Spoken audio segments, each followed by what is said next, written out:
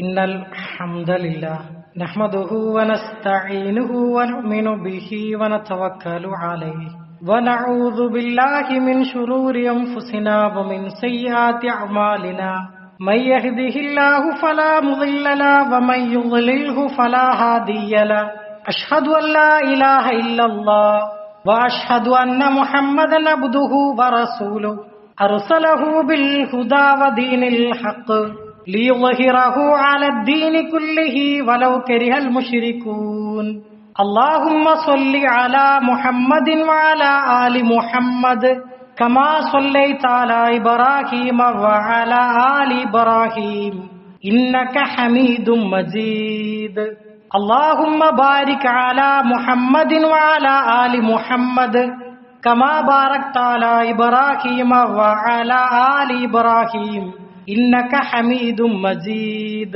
أما بعد فإن خير الحديث كتاب الله وخير الهدي هدي محمد مصطفى صلى الله عليه وسلم وشر الأمور محدثاتها وكل محدثة بدعة وكل بدعة ضلالة وكل ضلالة في النار أعوذ بالله من الشيطان الرجيم بسم الله الرحمن الرحيم يا أيها الناس اتقوا ربكم الذي خلقكم من نفس واحدة وخلق منها زوجها وبث منهما رجالا كثيرا ونساء واتقوا الله الذي تساءلون به والأرحام إن الله كان عليكم رقيبا بسم الله الرحمن الرحيم يا أيها الذين آمنوا اتقوا الله حق تقاته ولا تموتن إلا وأنتم مسلمون يا أيها الناس أوصيكم وإياي أولا بتقوى الله ബഹുമാന്യരായ സത്യവിശ്വാസികളെ വിശ്വാസിനികളെ സർവ്വലോക രക്ഷിതാവായ അള്ളാഹുവിന്റെ നിയമനിർദ്ദേശങ്ങൾ ജീവിതത്തിന്റെ എല്ലാ മേഖലകളിലും പാലിക്കണമെന്ന് ആമുഖമായി ഓർമ്മപ്പെടുത്തുകയാണ്, വസിയ്യത്ത് ചെയ്യുകയാണ്. മരിച്ചു കഴിഞ്ഞാൽ സ്വർഗം ലഭിക്കണം എന്ന് ആഗ്രഹിക്കുന്നവരാണ് ഞാനും നിങ്ങളും. എന്നാൽ റസൂലുള്ളാഹി സ്വല്ലല്ലാഹു അലൈഹി വസല്ലം ഒരിക്കൽ പറയുകയുണ്ടായി, 4 വിഭാഗങ്ങൾ അവർ ഒരിക്കലും സ്വർഗത്തിലേക്ക് പ്രവേശിക്കുകയില്ല, അതിന്റെ പരിമളം പോലും അവർ ആസ്വദിക്കുകയില്ല.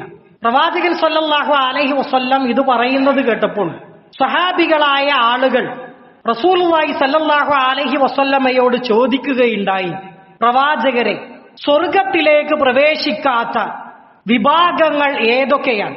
റസൂലുള്ളാഹി സ്വല്ലല്ലാഹു അലൈഹി വസല്ലം 4 വിഭാഗങ്ങളെ സ്വഹാബത്തിന് പരിചയപ്പെടുത്തി കൊടുത്തു. ഒന്ന് മുശ്രിക്കീങ്ങളായ ആളുകളാണ്, ഷിർക്ക് ചെയ്യുന്ന ആളുകൾ.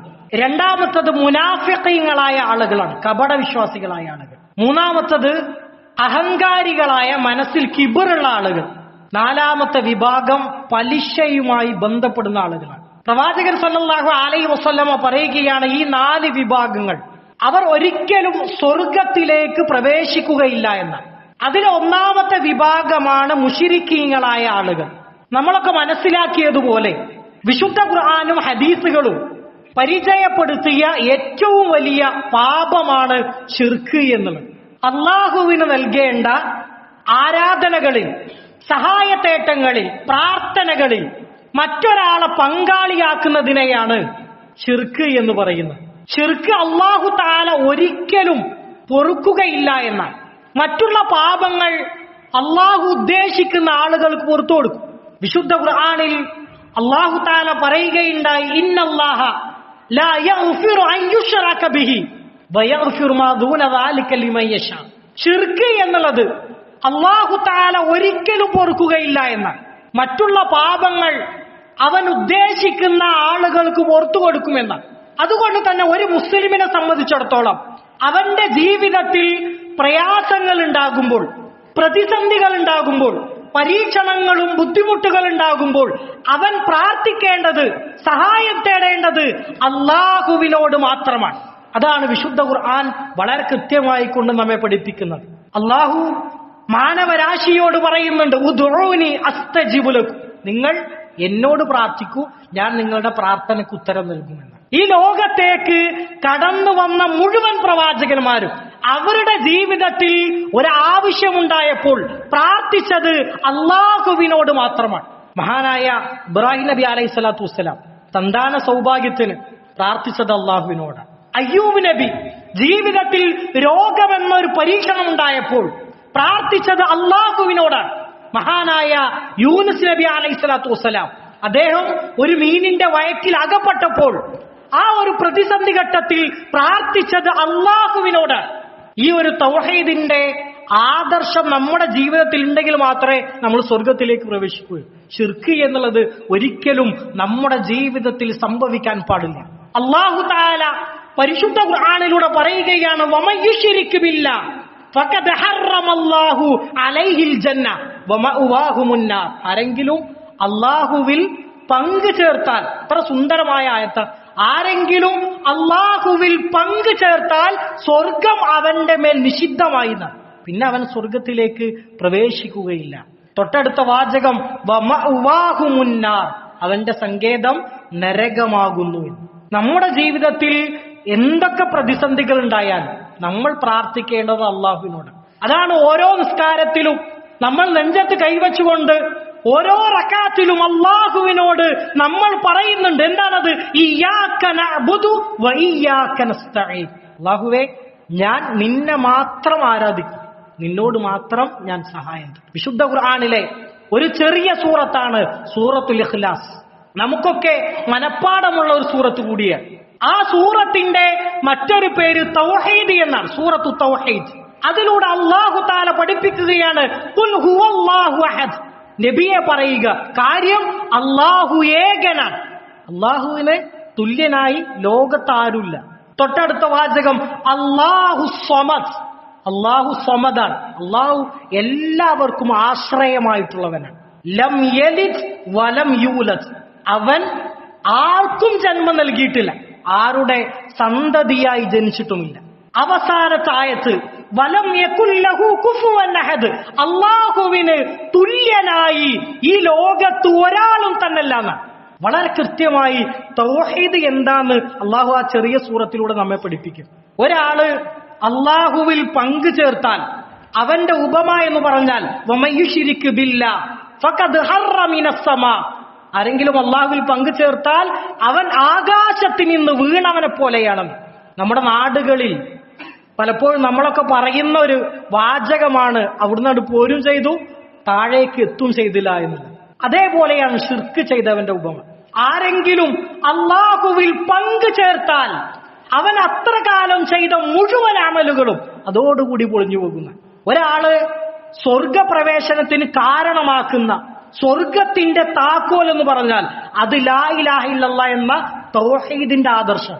ഈ തൗഹീദ് ഉണ്ടെങ്കിൽ മാത്രമേ നമ്മൾ എത്ര സൽക്രമം ചെയ്തിട്ടും കാര്യമുള്ളൂ. അള്ളാഹുവിൽ യാതൊന്നിനെയും നമ്മൾ പങ്കു ചേർക്കാൻ പാടില്ല. അത് അള്ളാഹു തആല ഒരിക്കലും പൊറുക്കുകയില്ല എന്ന ഈ ഒരു ആദർശം ജനങ്ങളെ പഠിപ്പിക്കാനാണ് ആയിരക്കണക്കിന് പ്രവാചകന്മാർ ഭൂമി ലോകത്തേക്ക് വന്നത്.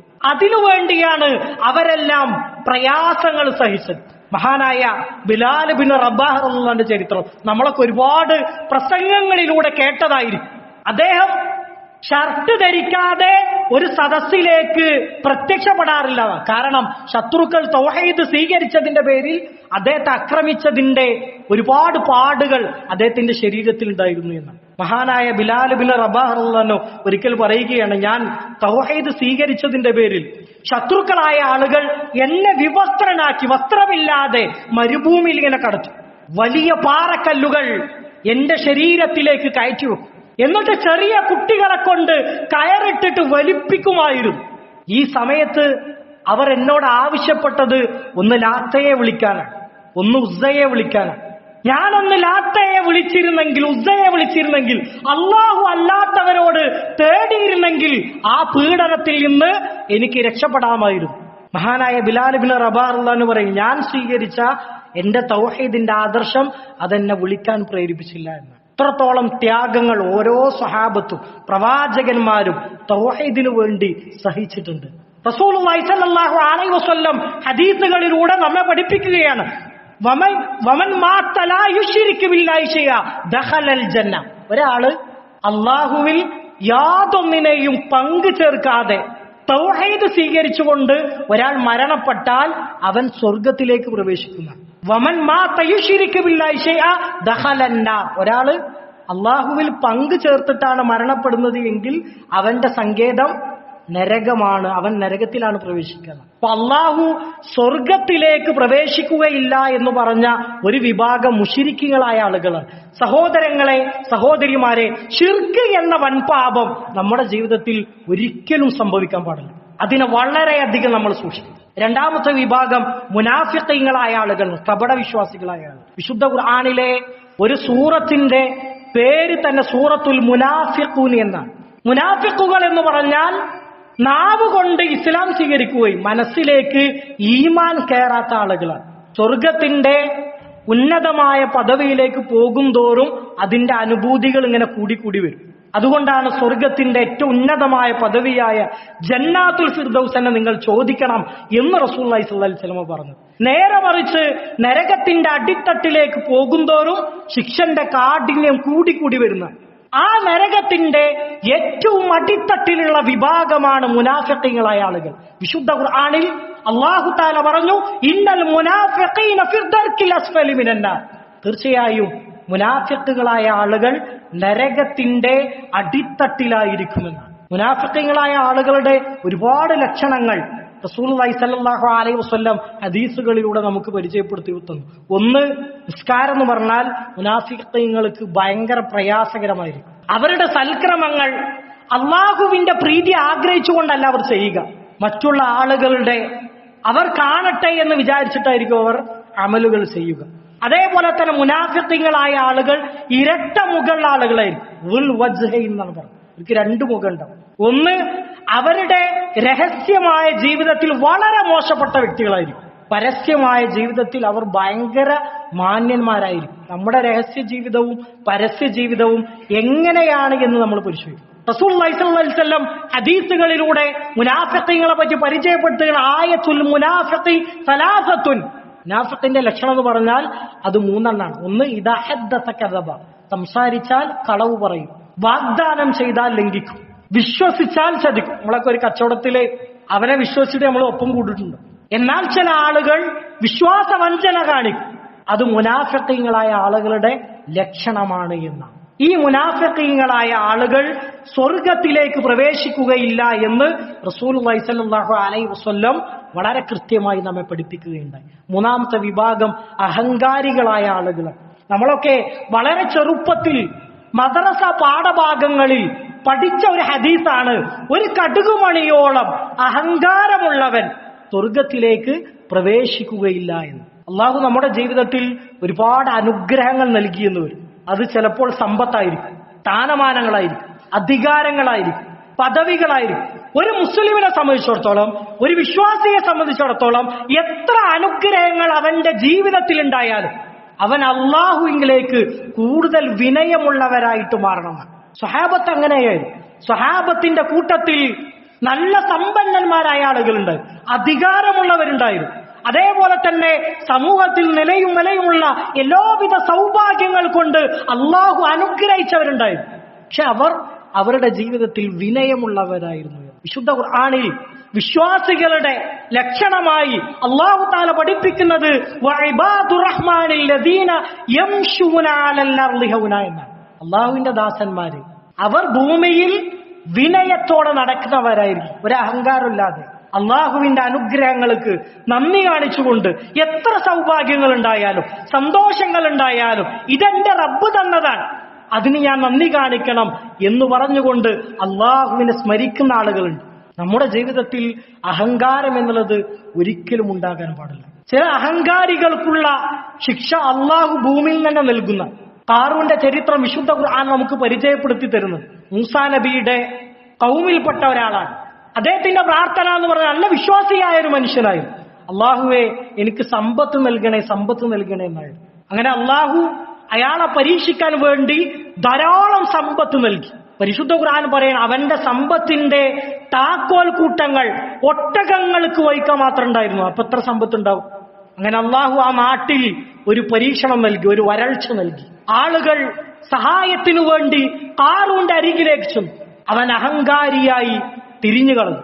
വിശുദ്ധ ഖുർആൻ പറയണം, അവനെയും അവന്റെ സമ്പത്തിനെയും അല്ലാഹു തആല ഭൂമിയിലേക്ക് ആഴ്ത്തിക്കളഞ്ഞു എന്നാണ്. എന്നിട്ട് വിശുദ്ധ ഖുർആൻ നമുക്കൊരു ദൃഷ്ടാന്തമായി നമ്മളോട് ചോദിക്കണം, ഒരു അഹങ്കാരിയുടെ പതനം എങ്ങനെയാണ് എന്ന് നിങ്ങൾ കണ്ടില്ലെന്ന്. അതുകൊണ്ട് നമ്മുടെ ജീവിതത്തിൽ എത്ര അനുഗ്രഹങ്ങൾ ഉണ്ടായാലും അതിന് അള്ളാഹുവിന് നന്ദി കാണിക്കാൻ നമുക്ക് കഴിയണം. ഒരു ചെറിയ അഹങ്കാരത്തിന്റെ ഒരു കണിക പോലും നമ്മുടെ ജീവിതത്തിൽ ഉണ്ടാകാൻ പാടില്ല. നാലാമത്തെ വിഭാഗം പലിശയുമായി ബന്ധപ്പെടുന്ന ആളുകളാണ്. നമ്മളൊക്കെ മനസ്സിലാക്കിയതുപോലെ അഹല്ലല്ലാഹുൽ ബൈഅ വഹറമ റിബ എന്ന പരിശുദ്ധ ഖുർആനിൽ അല്ലാഹു തആല പറഞ്ഞു, കച്ചവടത്തെ അല്ലാഹു ഹലാലാക്കി. എന്തും കച്ചവടം ചെയ്യും, എത്ര വേണമെങ്കിലും നമുക്ക് സമ്പാദിക്കാം. സമ്പാദനത്തിന് പരിശുദ്ധ ഇസ്ലാം പരിധി വെച്ചിട്ടില്ല. എന്നാൽ പലിശ, ഹറാമായ ഇടപാടുകൾ അത് നിഷിദ്ധമാണ്. നമ്മൾ അതിലേക്ക് പോകാൻ പാടില്ല. റസൂലുള്ളാഹി സ്വല്ലല്ലാഹു അലൈഹി വസല്ലം ഹദീസുകളിലൂടെ പറഞ്ഞു, ലഅന റസൂലുള്ളാഹ് ആകില റിബ വമൂകിലഹു വകാതിബഹു വശാഹിദൈഹി വഖാലഹും സവാഉൻ. പലിശ അത് വാങ്ങുന്നവനെയും കൊടുക്കുന്നവനെയും അതിന് സാക്ഷി നിൽക്കുന്നവനെയും അത് എഴുതി വെക്കുന്നവനെയും അല്ലാഹു തആല ശപിച്ചിരിക്കുന്നതാണ്. പലിശയുമായി നമ്മൾ ഒരിക്കലും ബന്ധപ്പെടാൻ പാടില്ല. നമ്മളൊരു കച്ചവടം ആരംഭിക്കുകയാണ്, അല്ലെങ്കിൽ ഒരു വീട് വെക്കുകയാണ്, നല്ലൊരു വാഹനം നമ്മൾ വാങ്ങുകയാണ്, ഒരുപാട് പലിശയുമായി ബന്ധപ്പെട്ട സ്ഥാപനങ്ങൾ നമ്മെ സമീപിക്കും. ഹറാമായത് നമ്മുടെ ജീവിതത്തിൽ കലരാൻ പാടില്ല. ഹറാമായത് അത് 1 രൂപയാണെങ്കിലും നമ്മുടെ ജീവിതത്തിലേക്ക് പ്രവേശിച്ചാൽ പിന്നീട് നമ്മുടെ പ്രാർത്ഥനകളെ അല്ലാഹു തആല സ്വീകരിക്കുകയില്ല എന്നാണ്. റസൂലുള്ളാഹി സ്വല്ലല്ലാഹു അലൈഹി വസല്ലം ബനു ഇസ്രായേലിൽപ്പെട്ട ഒരു മനുഷ്യന്റെ ചരിത്രം സ്വഹാബത്തിന് പരിചയപ്പെടുത്തി കൊടുക്കുക. അയാൾ ഒരു യാത്രക്കാരനായ മനുഷ്യന്, ദീർഘദൂരം യാത്ര ചെയ്ത് ക്ഷീണിച്ചവശനായ ഒരു വ്യക്തി. നമ്മളൊക്കെ പഠിച്ചതാണ്, യാത്രക്കാരന്റെ പ്രാർത്ഥന മറയില്ലാതെ അല്ലാഹു തആല സ്വീകരിക്കുമെന്ന്. ഇയാൾ ആകാശത്തിലേക്ക് കൈകൾ ഉയർത്തി യാ റബ്ബി യാ റബ്ബി എന്ന് പറഞ്ഞുകൊണ്ട് പ്രാർത്ഥിക്കുകയാണ്.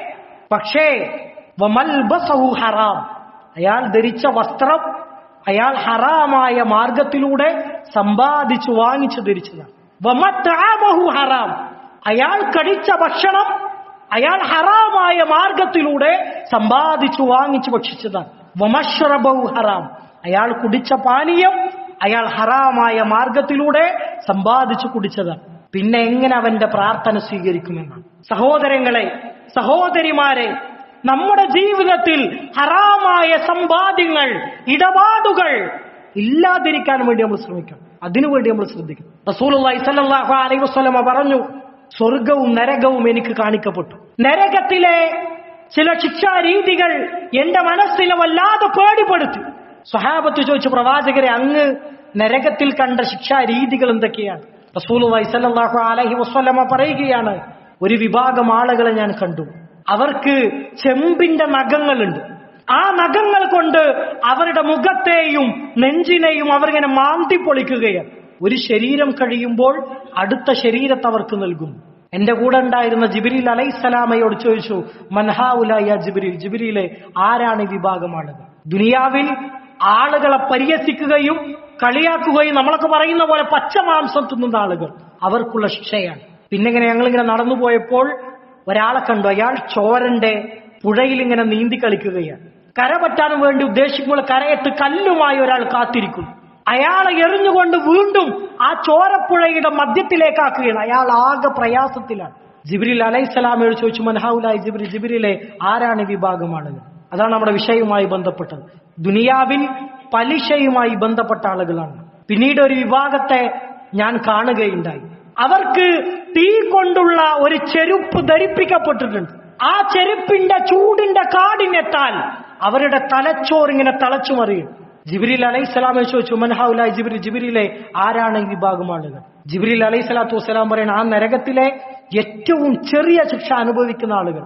അവരുടെ വിചാരം ഈ നരകത്തിലെ ഏറ്റവും വലിയ ശിക്ഷയാണ് ഞങ്ങൾ അനുഭവിക്കുന്നത് എന്നാണ്. എന്നിട്ട് റസൂലുള്ളാഹി സ്വല്ലല്ലാഹു അലൈഹി വസല്ലം സഹാബത്തിനോട് പറയുകയാണ്, ഞാൻ കണ്ടതെങ്ങാനും നിങ്ങൾ കണ്ടിരുന്നെങ്കിൽ അല്പം മാത്രം ചിരിക്കുകയും കൂടുതൽ കരയുമായിരുന്നു എന്നാണ്. അഥവാ നിങ്ങൾക്ക് സന്തോഷിക്കാനുള്ള സമയങ്ങൾ ഉണ്ടാവുകയില്ല. സൽക്കർമ്മങ്ങളിൽ അള്ളാഹുവിന്റെ അനുഗ്രഹങ്ങളോട് കരഞ്ഞുകൊണ്ട് നിങ്ങൾ കഴിച്ചു കൂട്ടുമായിരുന്നു എന്നാണ്. ഈ 4 വിഭാഗങ്ങൾ നമ്മൾ അതിലൊരിക്കലും പെടാൻ പാടില്ല. ഇവർ ഒരിക്കലും സ്വർഗം കാണുകയില്ല എന്ന് റസൂലുള്ളാഹി സ്വല്ലല്ലാഹു അലൈഹി വസല്ലമ പഠിപ്പിച്ച വിഭാഗങ്ങളാണ്. ഒന്ന് മുശ്രിക്കുകളായ ആളുകൾ, രണ്ടാമത്തത് കപടവിശ്വാസികളായ ആളുകൾ, മൂന്നാമത്തത് അഹങ്കാരികളായ ആളുകൾ, 4 പലിശയുമായി ബന്ധപ്പെടുന്ന ആളുകൾ.